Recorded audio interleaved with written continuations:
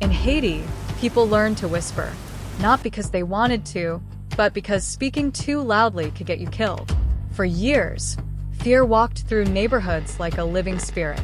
People lowered their voices when saying certain names. Neighbors watched neighbors. Doors closed earlier at night. And somewhere in the darkness, Haiti began running. Under François Duvalier, known to many as Papa Doc, Haiti transformed into something terrifying. Not just a dictatorship, but a psychological prison. Fear became part of everyday life. The government did not only control politics, it controlled silence. People disappeared. Journalists vanished. Students vanished. Opponents vanished. And sometimes, no one asked questions afterward, because asking questions could place your own family in danger.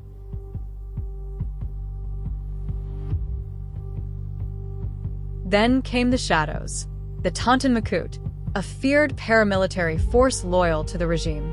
To many Haitians, they were more than enforcers. They became symbols of terror itself. People claimed they appeared without warning. Dark glasses, silent faces, slow footsteps. And once they arrived, fear entered the room with them. Some families never saw their loved ones again. Others survived, but never spoke openly about what they witnessed.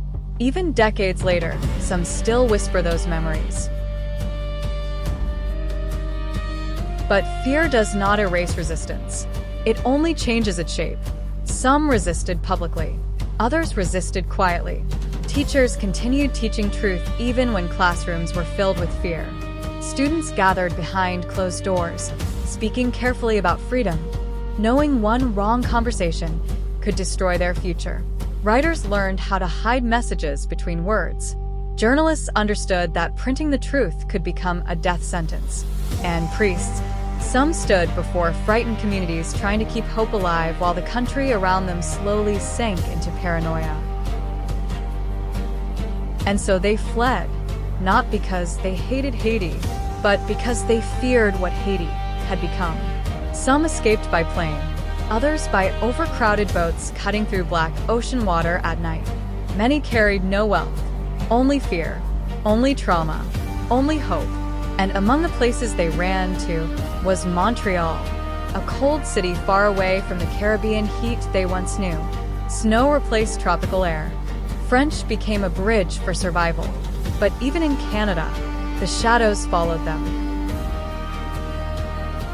The body may leave a country, but fear rarely leaves the body. When thousands of Haitians arrived in places like Montreal, they carried more than luggage. They carried silence, memories, nightmares, and a deep understanding of what fear can do to a society. Many immigrants worked long hours trying to rebuild their lives.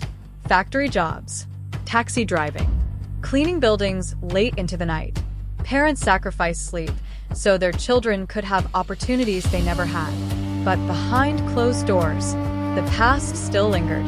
Some families refused to discuss Haiti at all. Others spoke about it in whispers. And some carried stories so painful, they buried them completely.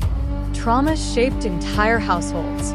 Children grew up sensing fear, without fully understanding where it came from. Some learned early that politics could divide families, that trust could disappear overnight, that survival sometimes meant staying quiet. And even in Canada, many Haitians still looked over their shoulders psychologically, because authoritarian fear does not disappear the moment someone crosses a border. Sometimes it follows people for decades. For many immigrants, exile created a painful emotional conflict. They escaped danger, but lost part of themselves in the process. The music remained, the language remained, the food remained, but home itself became complicated, a place connected to love and fear at the same time. And while the world moved forward, many Haitian families continued carrying invisible scars from years of dictatorship, instability, and survival. Scars rarely discussed publicly, but passed quietly from one generation to the next.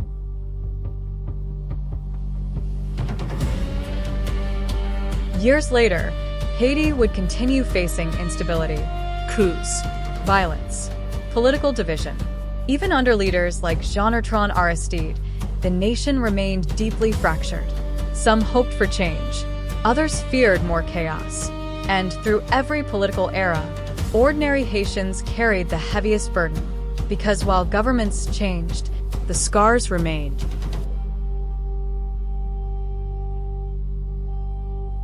History remembers presidents.